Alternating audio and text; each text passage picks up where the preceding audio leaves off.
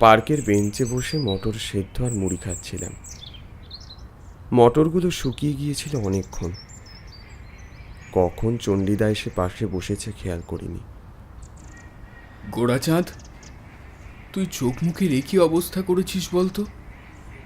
গাল ভর্তি দাড়ি, হাতে বন মানুষের মতো নখ। মানুষ দেখলে তোকে কি ভাববে বলতো? জানিস কারখানায় চৈতালি আজ আমাকে কি বলছিল? চৈতালি কি বলছিল তোমায়? বলছিল এই যে ওর তোকে ভালো লাগে। আহ চণ্ডীদা, কি শুরু করেছো বলো তো? দেখ, আমি তোকে খুব কাছ থেকে চিনি, ভাইয়ের মতো দেখি বলেই তো বলছি, নাকি? না হলে আমার কোনো দায় নেই। চণ্ডীদা উঠে যাচ্ছিল। চণ্ডীদা, যেও না। আমার কাজ আছে, আর তাছাড়া আমার কথা তো তোর বিরক্তির কারণ। সবাই তো ছেড়েই যায় চণ্ডীদা, কি থাকে বলো? আহ গোরা, আবার বলেছি না এসব কথা একদম বলবি না। আমি কি তোর কেউ নই? তুমি যে আমার কাছে কি সে আমি জানি। তোমার জন্যই তো ওই নরক থেকে বেঁচে ফিরে আসতে পেরেছি। তবে আমার জীবনের একটা অতীত আছে জানো। আহ গোরা, সে তো জানি। না না, তুমি জানো না। সে এক সোনালী অতীত, সোনালী সময়ের কথা। তখন ভোরের আলোয় স্বপ্ন বোনা ছিল, দুটি হৃদয়ের মিলনের অপেক্ষায় দিন গোনা ছিল। বটের তলায় মিঠে গলায় গান শোনা ছিল।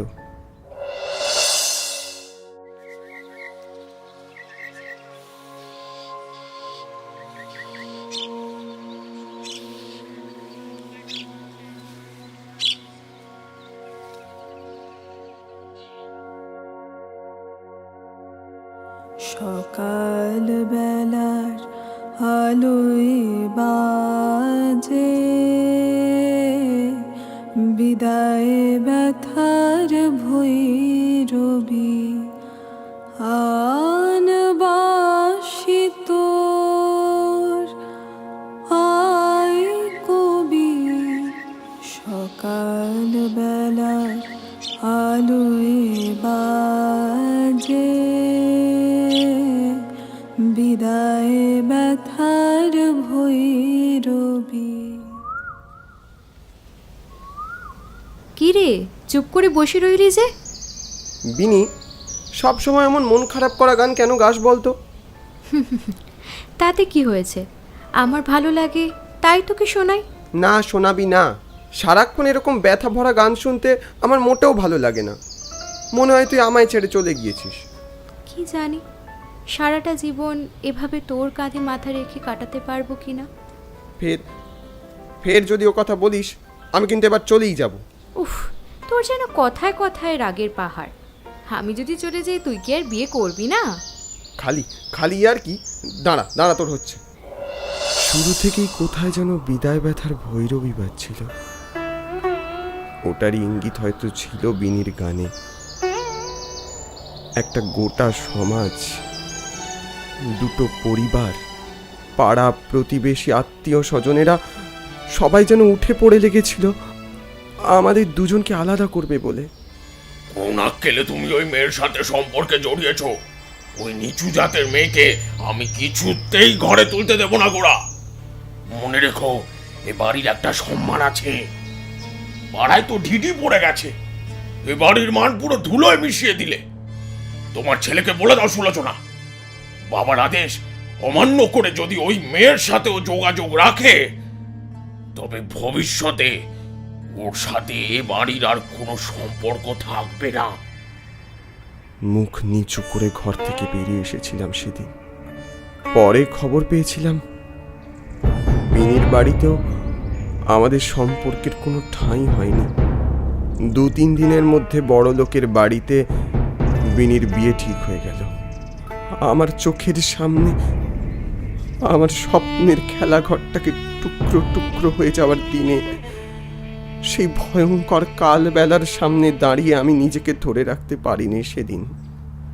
তারপর যখন জ্ঞান ফিরল, সে গল্প সবার জানা। আমায় ছেড়ে দাও, ছেড়ে দাও, ছেড়ে দাও, আমায় ছেড়ে দাও। আমি পাগল নই, আমি পাগল নই। না, কেউ আসেনি সেদিন। যে পরিবার, যে সমাজের জন্য আমি আমার বিনিকে হারালাম, তারা আমায় পাগল ভাবলো।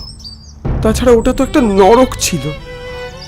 দিনের পর দিন, রাতের পর রাত আমি ওদের শারীরিক আর মানসিক অত্যাচারের শিকার হয়েছি। বাড়ির লোক জিজ্ঞেস করলেই বলতো আমার নাকি চিকিৎসা চলছে। ভাগ্যিস তুমি এসেছিলে চণ্ডীদা সেই দিন, নইলে ওরা আমায় মেরেই ফেলতো। বুঝলাম। পৃথিবীতে বহু মানুষের জীবনের গল্পেই এমন সব অন্ধকার অতীতের খোঁজ পাওয়া যায়।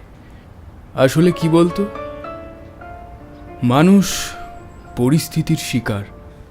চল এখন কাজে চল, কারখানায় ছুটির পর আজ আবার এক জায়গায় যেতে হবে। কোথায় যাবে? ওই কাছাকাছি একটা অ্যাসাইলামে কিছু টাকা ডোনেট করতে যাব। জানিস তো আমি এসব করি। প্রতি মাসেই মাইনে পেলে আপনি এসব দিয়ে যান, এহে বড় ভালো লাগে আমার। আসলে নিজের ছেলেটা তো অকালেই চলে গেল। এই টাকা পয়সা জমিয়ে আর কি করব, তাই মাসে এক আধবার এই মানুষগুলোর সাথে সময় কাটিয়ে যাই। তাতে বড় শান্তি মনে হয় জানেন। এই কিছু ফল পাকড় আর কিছু টাকা আছে, রাখুন। গান গান কে গাইছে? আসলে দিন দশেক হলো বকুলপুরের অ্যাসাইলাম থেকে এসেছে মেয়েটি। বাড়ির লোকজন বলছিলেন বিয়ের দিন থেকে হঠাৎই অস্বাভাবিক আচরণ করতে শুরু করে, তারপর থেকেই ওর ঠিকানা অ্যাসাইলাম। কিন্তু মেয়েটার গলাখানি ভারী মিষ্টি। কোথায় আছে ও? এই তো আসুন না। আচ্ছা, ওর ওষুধপত্রের লিস্টটা আমায় একটুখানি দেবেন, আমি ওগুলো পাঠিয়ে দেব। আচ্ছা, বরং ফেরার সময় আপনাকে দিয়ে দেবো। সকাল বেলার আলোয় বাজে বিদায় ব্যথার। আরে চণ্ডীদা, তুমি কখন এলে? বেশ তো গাইছিলি, থামলি কেন?